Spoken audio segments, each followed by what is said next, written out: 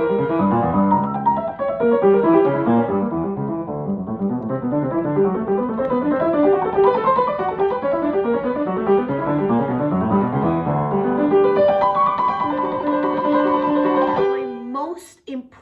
tip when it comes to broken thirds is something that is a mental strategy that I use when playing them. Hi everyone, this is Danai, and today's video is going to be all about broken thirds. In the past, I've made several videos about thirds, how to practice minor thirds, major thirds, and third passages in general, but I've never really talked about broken thirds. And broken thirds come up in piano literature very often, so I thought that this would be the right time to make a video where I talk about how I practice them, how I play them, what I look out for when I play them on stage, in order to feel very secure and confident when playing broken thirds. I chose as an example Mozart's Piano Concerto number 21, and I chose two passages, one from the first and one from the third movement, because this concerto is really full of broken thirds. So if you're interested in seeing how I practice broken thirds and how I play them, then keep on watching.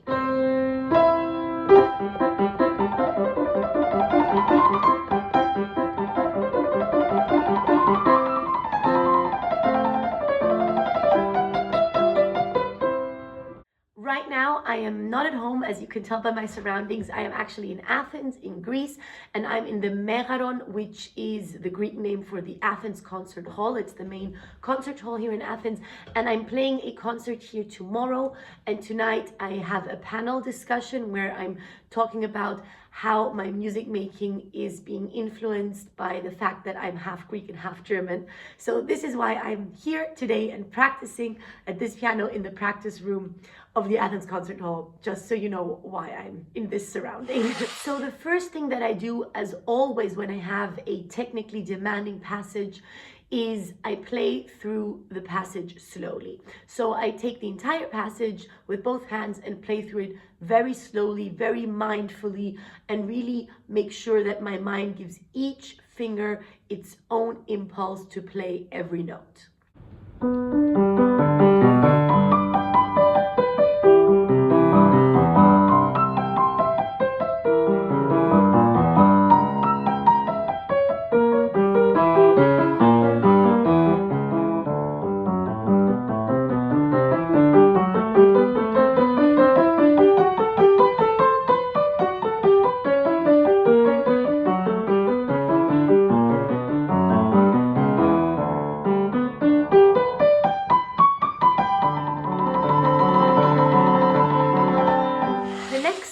For me, when practicing broken thirds, is actually putting them together.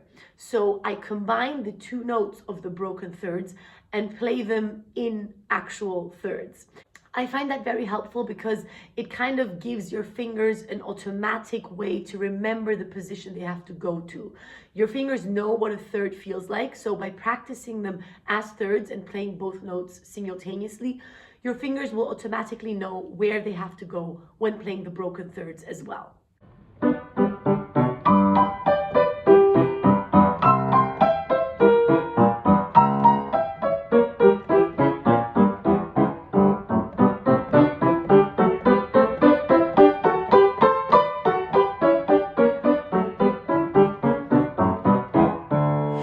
The next thing that I do is I practice them in groups of 4, and I play 4 slow ones and then 4 fast ones.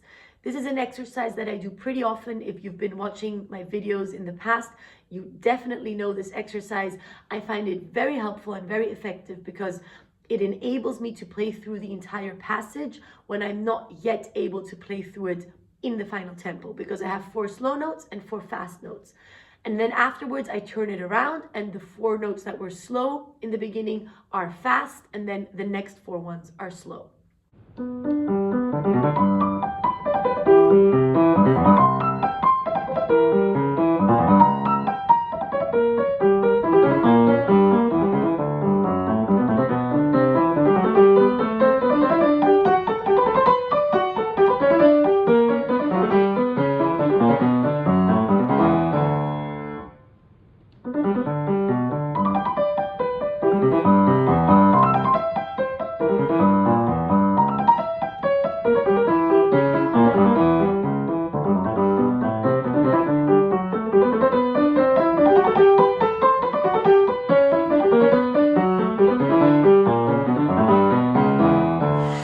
next thing that I do is I isolate each third, and I play each third and then the following note. So basically 3 notes. And once again, this is a similar exercise like the one before where I play the actual thirds and combine both notes into one interval. Here again, I just solidify the feeling where the third is and which interval my fingers have to rest on, even if they're not playing it at the same time, that they know where they have to lie, and then all I have to do is just tap the key.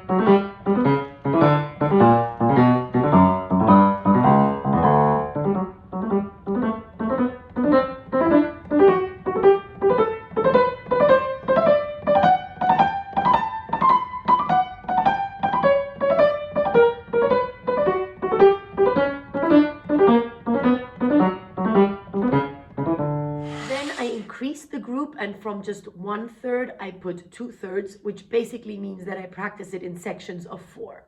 When I practice it in sections, I make sure that before I move on with the next section, all my muscles are relaxed, my entire arm, elbow, everything is relaxed, the wrist, and I make sure that I only continue playing from this completely relaxed state.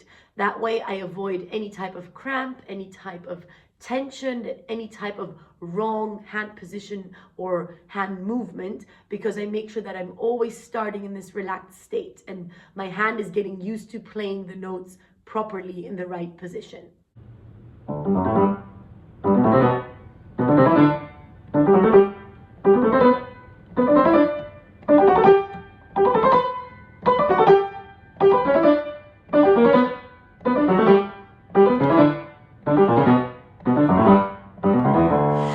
Exercise is that I practice the thirds in a dotted way. So basically I imagine a dotted rhythm, even though it doesn't say to play it in a dotted rhythm. And that way one note is always longer than the other one. And then I also turn it around and play the note short that was long at first, and the note that was short at first, long.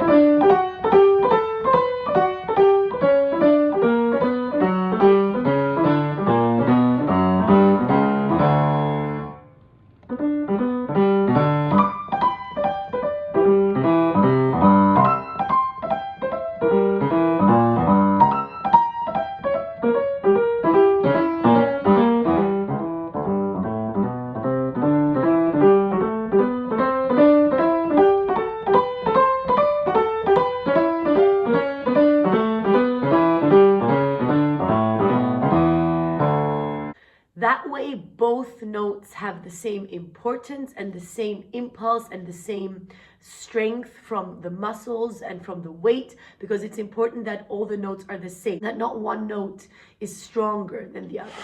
Now, my most important tip when it comes to broken thirds is something that is a mental strategy that I use when playing them. As I mentioned before, it's important that all the notes are the same, obviously that they are the same length, and that they're not accentuated. But what I do is I try to think of the first of the 2 notes of the third as a little extra impulse.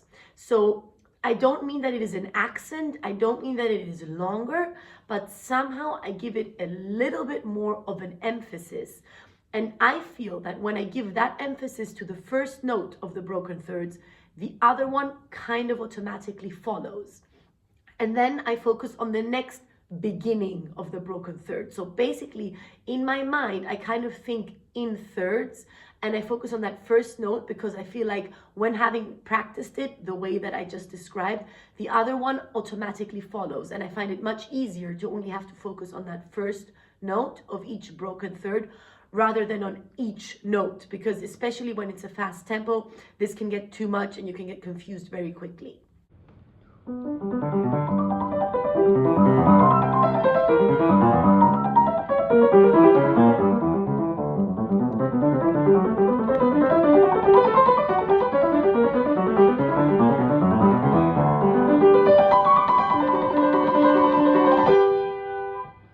So this is my main tip, to focus on the first note of each third. Don't think of it as an accent. Don't think of it as a tenuto or as a longer note.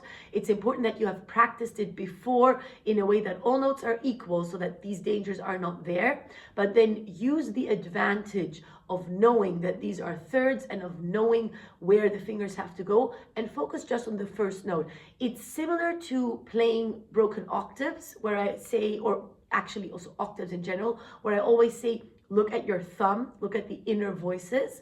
So this is the same thing. Look at that first note and the other one is going to follow automatically. Now, in that passage that I chose from the third movement of the Piano Concerto number 21 by Mozart, there the right hand is playing the thirds while the left hand has a type of accompaniment. And I chose that passage because I find it important to show that here is a pattern that you can use in order to avoid rushing. This is a passage that is not so comfortable, so when you're a bit nervous, the danger is definitely there that you could rush. So what I do is I use my left hand as my conductor and as my maestro that is going to lead me through this passage. And I focus on that left hand, and sometimes, especially when I'm nervous on stage, I really try to put it out and I really lead with that left hand, even though it's not the melody. I'm not trying to play it louder than the right hand, but I really mentally focus on that left hand that is playing the rhythm, and then try to assimilate and put the fast notes in my right hand, those thirds, on top of that left hand, which is not rushing. So basically my left hand is holding me back, is conducting my difficult right hand with the broken thirds.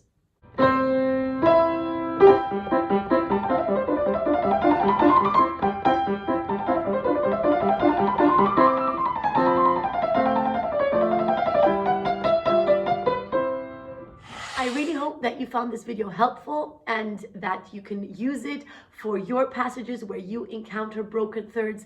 Let me know what you thought about this. If you agree with these tips, if you have anything else to add, please leave it in the comments down below. I hope that you enjoyed this video. If you did, please like it and subscribe to my channel. That would help me a lot. And I will see you again next week in my next video. Bye.